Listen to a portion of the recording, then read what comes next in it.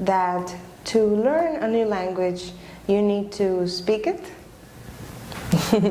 Yes, I know that sounds like a surprise, but the best way to learn a new language is to actually use it, to speak that language. Of course, at the beginning, it's hard to speak it because you have no idea what you're saying. You first need to learn a few words, a few expressions here and there, but eventually that's your aim. That's what you need to focus on how to be able to speak and to communicate yourself in that language. Okay, that's why I dedicated this week to a few particular random things that are focused on improving speaking skills, our abilities to speak better. In this case, to speak better English, right?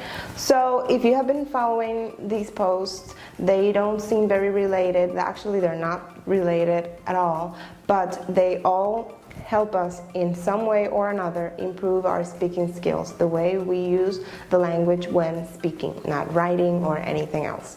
Okay? The first thing I mentioned is the emphatic do. Now, what is this? It looks very simple, it is pretty simple, but it is a way to use the language in your favor to convey a message in a more clear, specific way. Okay? The verb do, as many of you might already know, is a verb that means hacer, but it is also a very, very popular, very common auxiliary verb.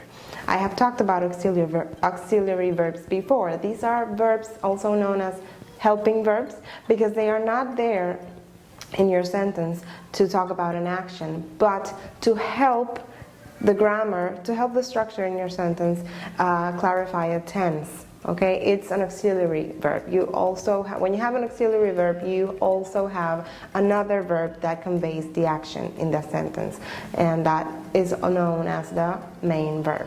Okay, so the emphatic do is just basically when we use the verb do as an auxiliary to put extra emphasis on whatever it is we are saying.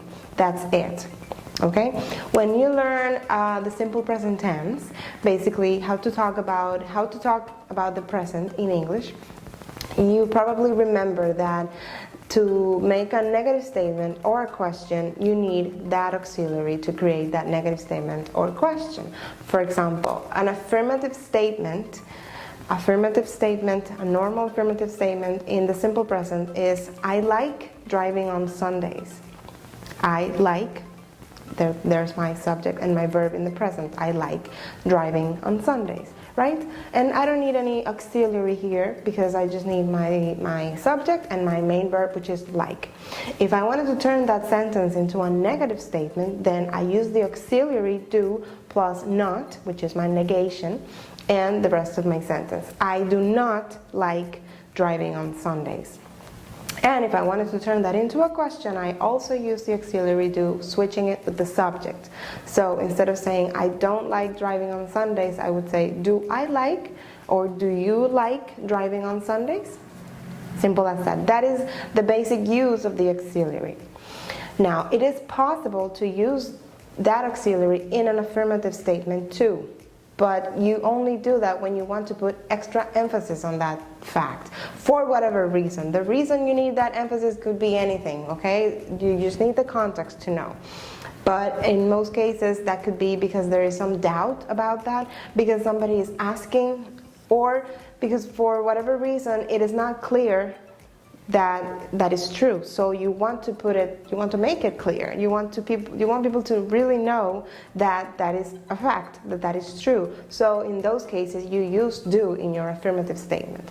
For example, let's say that somebody heard that I like driving on Sundays, but the person is not sure, and the person maybe wants to ask me a favor on a Sunday that involves driving and is not sure, so that person might come to me and ask me, hey, I hear that you don't like driving on Sundays, is it true? If the person asks me that, I can tell that this person does not know that I really like driving on Sundays. So it is important that I clarify that information. So a good answer to that question would be, oh no, I do like driving on Sundays. You see, I could have said, I like driving on Sundays, and it's the same message. But it is necessary in this case to put emphasis because the person thinks the opposite. Right now, this person believes that I do not like driving on Sundays. So it's important that he knows, no, that's not true. What you think right now is not true. So I use that auxiliary to clarify my message. And that's how we use the emphatic do.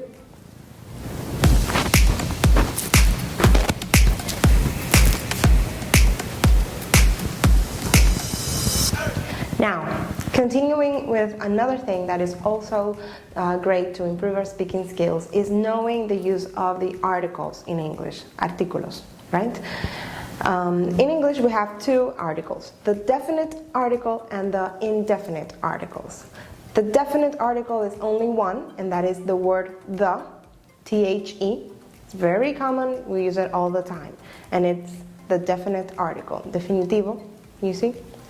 And then we have the indefinite articles, which is also one, but we have two for different cases, but they do the same thing, and that is a, an. Okay, I say that it's the same because the only difference is depending on the word or the noun that goes right after a or an. Okay, a or an, as their name tells you, they are indefinite articles. What this means is that we use them to introduce nouns that have no specific identity to the speaker, of course. When we use these guys, we talk about things that are random things maybe, or just that we want to say one, because an is the same as saying one, okay? For example, if I say a car, I'm also saying one car. A dog, okay? A plane.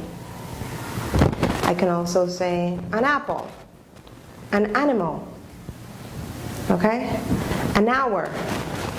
An hour is 1 hour. It's the same, okay? Now, did you catch the difference between a and an? After a and an, I always put a noun. So, what is the difference? The difference is that after a, I need a noun that starts with a consonant sound, and after an, I need a noun that starts with a vowel sound. Consonant, consonante, vowel, vocal. And pay attention to the fact I said a consonant sound, a vowel sound, because it's not the same just a consonant in your word or just a vowel in your word. For example, the word MP3 player, if you see this in writing, and you probably know that this is spelled with an M and then a P and then a 3, right? So, but it sounds M. You don't say that word ma, me, okay? That would be a consonant sound if you go ma, me, me, but that's not the sound you make. You make a vowel sound. You go M. M is a vowel sound. So in that case, the right article is an MP3 player. Same thing happens with the word hour. If you know how to spell that word, you know that this word starts with an H, and then H is a consonant. But the sound you make when you say that word is a vowel sound. You say hour, because the H here in this case is mute, right? So the right article here is an hour, not a hour. You see? Now, the other article, the article, this one we use it when we know the identity of the noun we are talking about. When that identity is important and is known. For example, this morning I ate an apple and some yogurt. That apple is a random apple I ate. It's not a specific apple. I don't know this apple. Maybe this apple doesn't have a name. It's just an apple, right? So the identity of this apple is not specific. It's not important. That's why I say an apple. And it's simply one apple, right? But if I continue speaking and after that I say, the apple I ate was delicious. In this case, I know I'm saying something else about this apple, and I know what apple I'm talking about, the apple that I had for breakfast this morning. So in that case, I use the apple I ate this morning. But I have to introduce it first. If I start my sentence with, the apple was delicious, somebody might tell you, what apple? Which apple? What are you talking about? Because when you use the, it's because the other person, the person listening to you, knows the identity of that apple. So if you haven't said anything about this apple, Starting with the apple it doesn't make sense. It needs extra information. But if you start, I had an apple this morning for breakfast. The apple was delicious. In that case, yes, it's fine. At first, you are introducing, and you don't know the identity, so it's an apple. But after that, if you keep talking about it, then we already know what apple we are talking about. Okay? Got it? You with me? And there's something else about the. It is not always necessary to use an article in English, unlike Spanish. In Spanish, in most cases, we do need an article, and that's where many Spanish speakers make the mistake of using the when it's not necessary.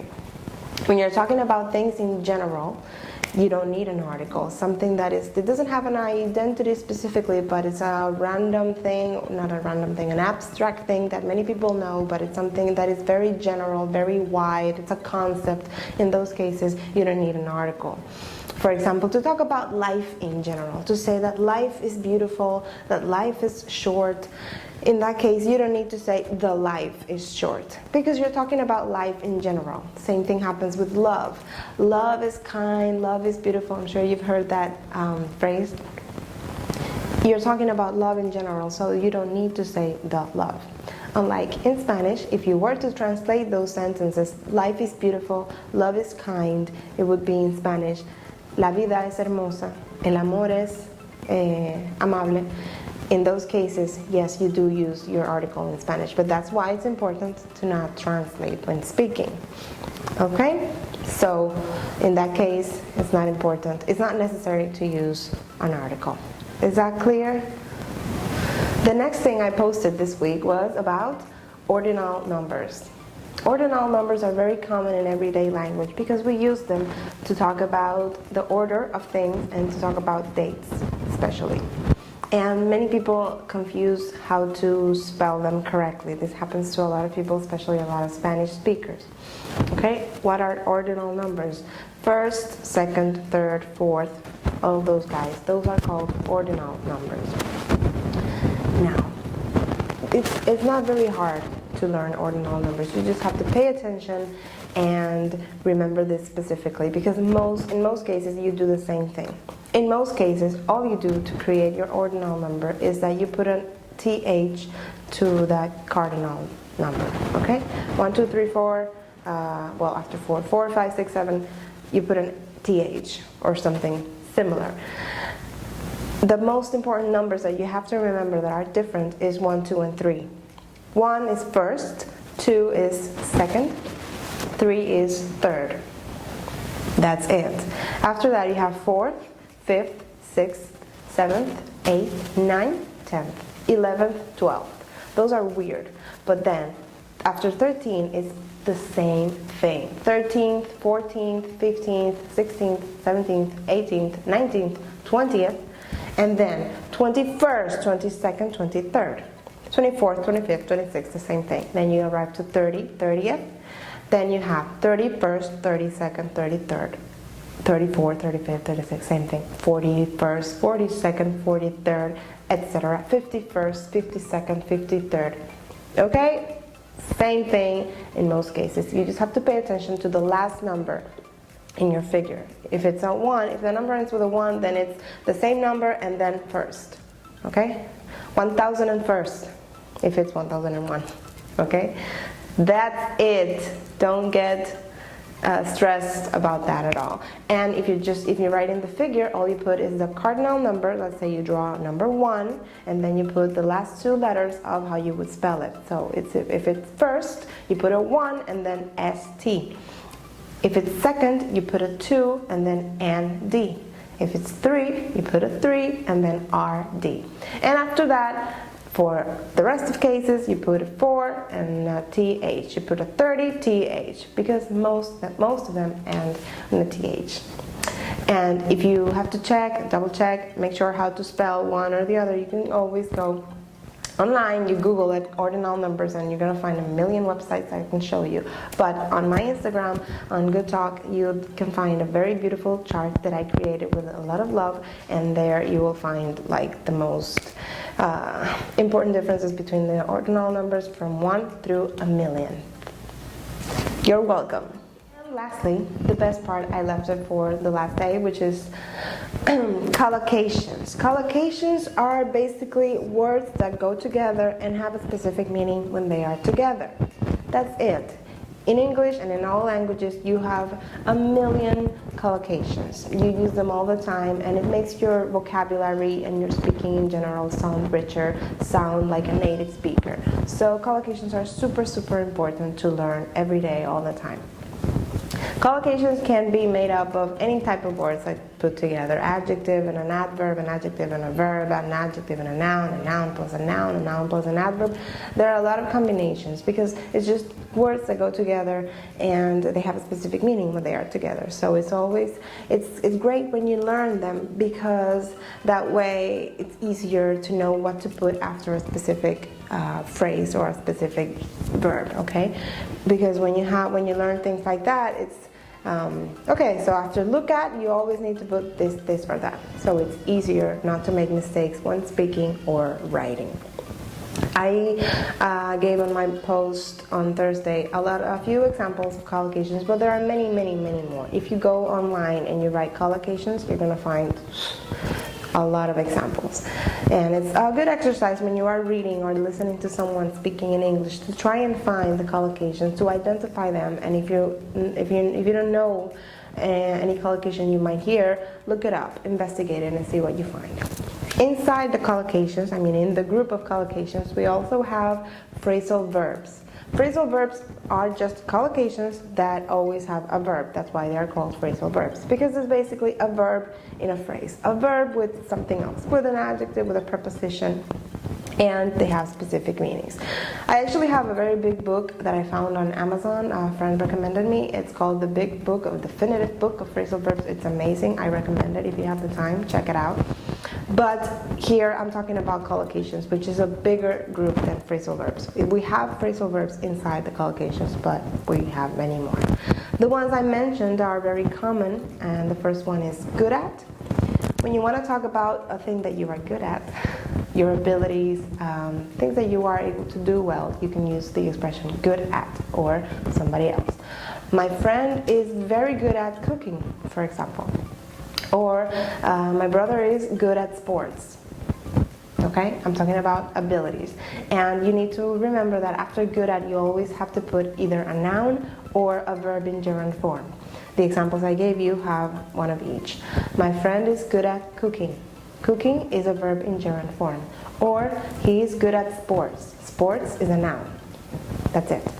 We also have interested in, which is very similar to good at, only that you use it to talk about interests, things that you like, that you would like to know more, your interests. So, I am interested in buying a house. It's because I want to buy a house sometime soon. So interested in, and then the same rule. After interested in, you put a noun or a verb in gerund. So I am interested in science. Science is a noun. We are interested in buying a house. Like I said, buying is a verb in gerund form. My best friend is interested in that guy. He's interested in that guy. That guy is also a noun phrase in this case. Then we have scared of, also is another collocation. You use that one to talk about things that you are scared of, scary things in general, and it's the same rule. After scared of, you put a noun or a verb in gerund form. I am scared of spiders. Everyone is scared of dying. I am scared of, I don't know, anything that you are scared of, and the structure is the same. Look for.